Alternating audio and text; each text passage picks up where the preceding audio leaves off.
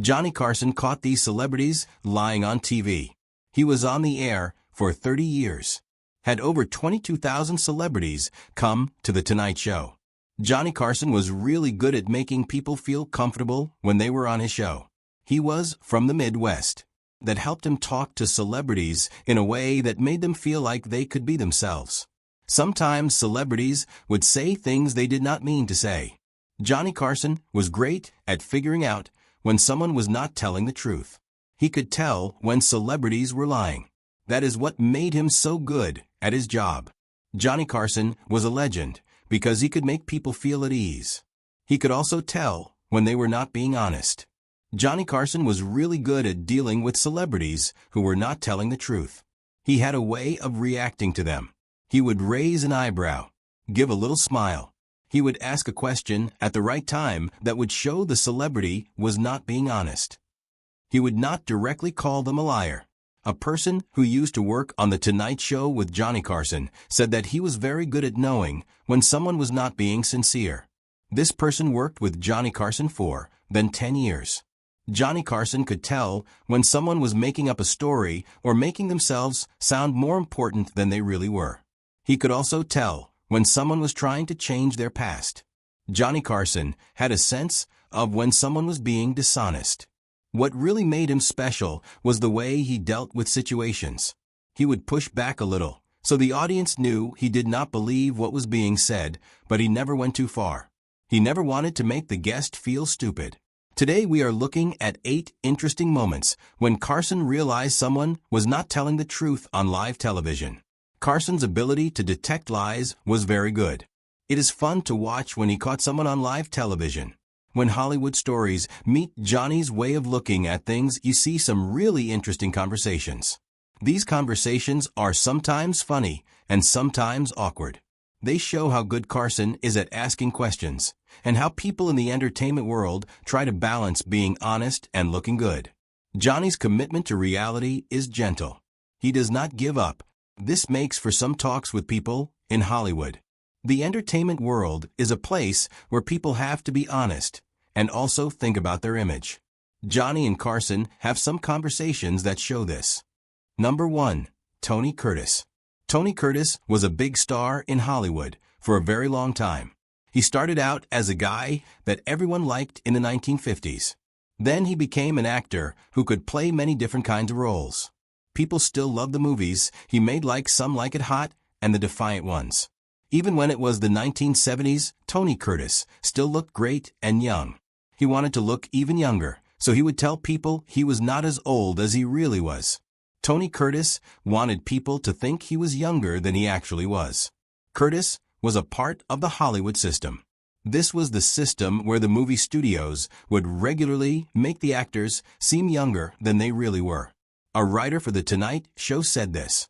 What was different about Curtis was that most actors would stop pretending to be younger once they got to a point in their careers. Tony Curtis never did that.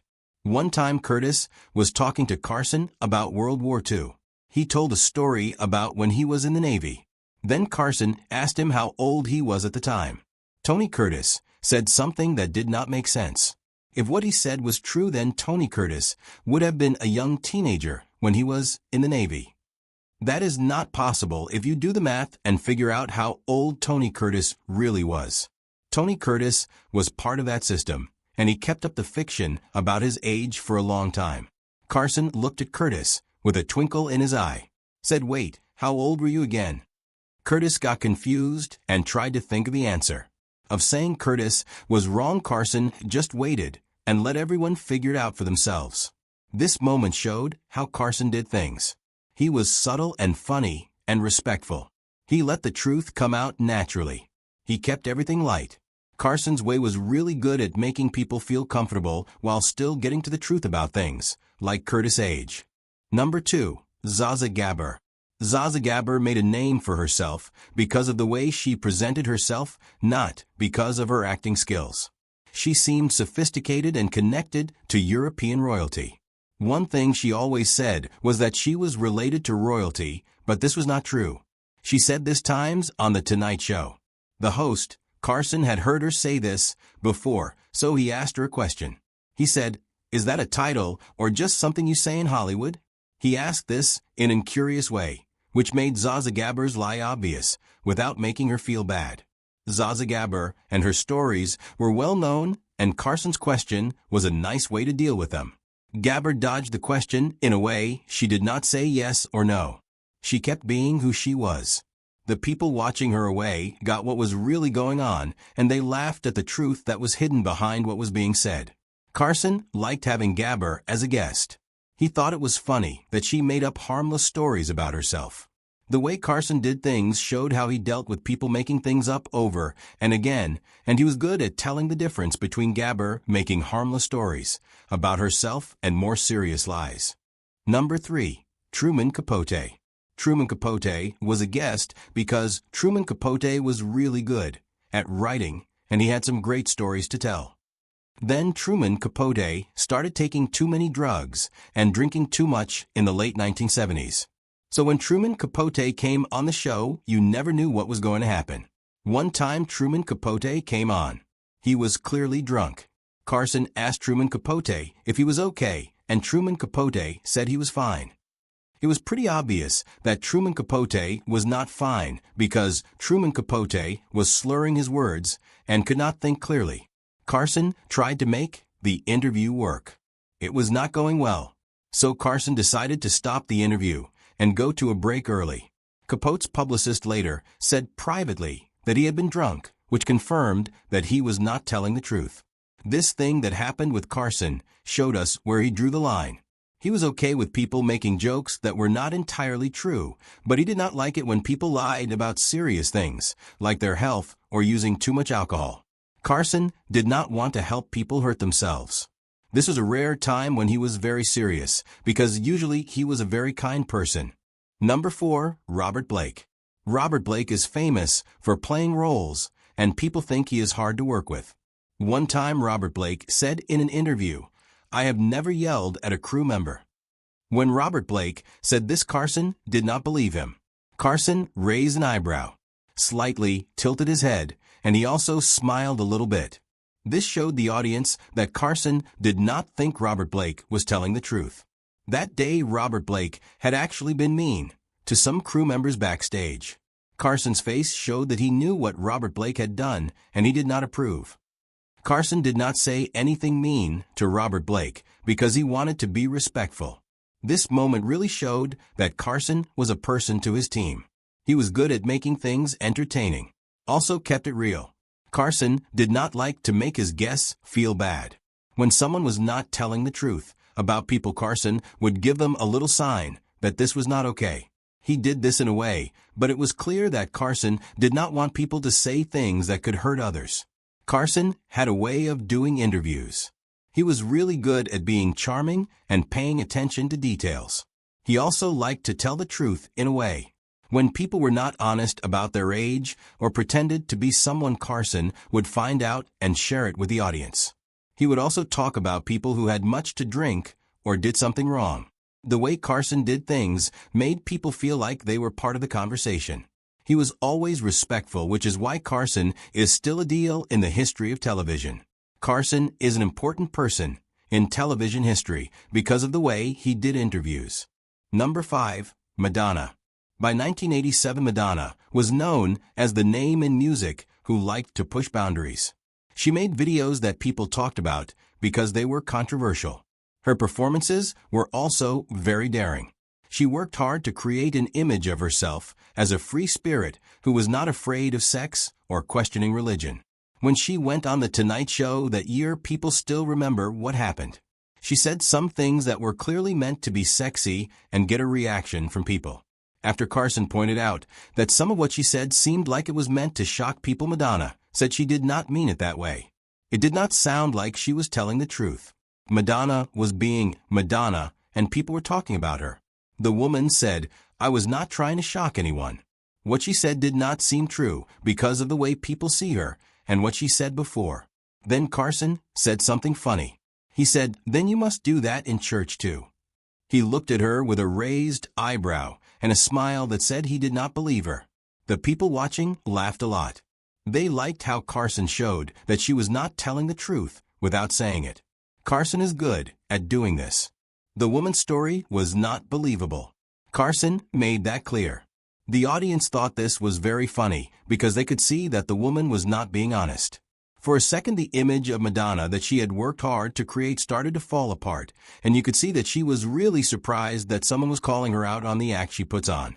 Even though Madonna was not officially told she could not be on the show, she was not invited to be on The Tonight Show for the rest of the time Johnny Carson was in charge. This makes it clear that Johnny Carson did not think Madonna was being real with him. When it came to people lying about their age or how they looked, Johnny Carson would often make a joke about it. When it came to Madonna, he was not happy with her because she was trying to seem spontaneous when really she was just being fake. This thing that happened really showed how much he cared about being real in a world that's not always real. He wanted to be true to himself in a place where things are often fake. The incident is an example of his commitment to authenticity. Number 6. Burt Reynolds. Burt Reynolds was a guest of Johnny Carson. They really got along. People loved watching them together because they were so funny. Burt Reynolds and Johnny Carson liked to play jokes on each other. They would plan pranks that would surprise everyone. One time, Burt Reynolds did something funny on the show. He threw a lot of shaving cream at Johnny Carson. Johnny Carson asked Burt Reynolds if he had planned this joke.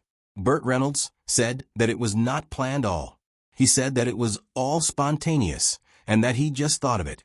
Burt Reynolds said this is all off the cuff, totally spontaneous.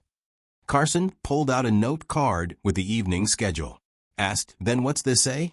The audience started laughing because Reynolds was caught telling a white lie.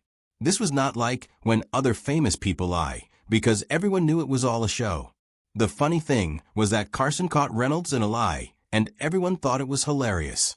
The humor was funny because it was like a joke inside a joke, which made the whole thing more entertaining. Carson and Reynolds were like two people playing a game, and the audience loved it. The evening schedule on the note card said something, and that is what made Reynolds' lies so obvious. Carson is really good at dealing with Reynolds' behavior. This shows that Carson can do a lot of things. He can play along with Reynolds, slowly show what is really going on, and make people laugh in a complicated way without getting embarrassed. These parts of the show demonstrate that Carson can bring together things that are planned, things that are made up on the spot, and things that involve the audience to make a fun experience that feels like it is all connected. Carson can do all these things. Make the show feel like it is all working together. Number 7. George Jessel. George Jessel was a reminder of the days of entertainment. He used to perform in vaudeville. His jokes were funny back then. By the 1970s, his comedy style was no longer funny to people. When George Jessel was on The Tonight Show, he told a joke that was offensive to some people. This made everyone in the studio feel really uncomfortable. The audience did not laugh at George Jessel's joke. When the host, Carson, noticed that the audience was not laughing, George Jessel said something that was not true. He said that everyone loved his jokes and that people expected him to tell jokes like that. This was not true. George Jessel did not understand that people's sense of humor was changing and that his jokes were no longer funny. George Jessel's comedy style was no longer what people wanted to hear. Carson was not happy. He decided to cut to commercial early. This showed that he did not like what was going on. He was still professional though. Usually Carson makes jokes about his guests in a way. This time he was serious. He did not like it when people made things up to hurt others or say things. Carson thought it was okay to joke and exaggerate a little, but not to make up lies that can hurt people. Jessel was not asked to come on the show. This showed that Carson will take action when someone does something or says something bad about a particular group of people. Carson will not tolerate this kind of behavior. Number 8. Chuck Berry. Chuck Berry was a deal in rock and roll music. He was supposed to be on The Tonight Show a time ago back in the late 1970s. Some other parts of the show took too long. So a person who helped with the show told Chuck Berry that he had to wait. Chuck Berry said, "I am fine waiting," but that was not true. Chuck Berry was really mad when he was waiting backstage. He got so mad that he left the show before it was his turn to perform. This made it hard for the people who worked on the show to figure out what to do, because Chuck Berry was supposed to be on the show, and now he was gone.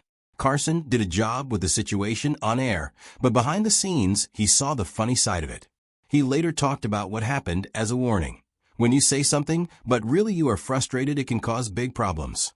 This was different from people lying about how they look or what they have done. Berry saying he was patient when he was not affected the way the program was run, and that was something Carson did not like. This situation showed that Carson knew some things celebrities say that are not true do not matter. Other things they say can have real effects on the show and the people who work on it. Carson understood that celebrity lies, like the one Berry told, can be a problem. Carson valued honesty not only as a principle, but as a practical necessity in live television production.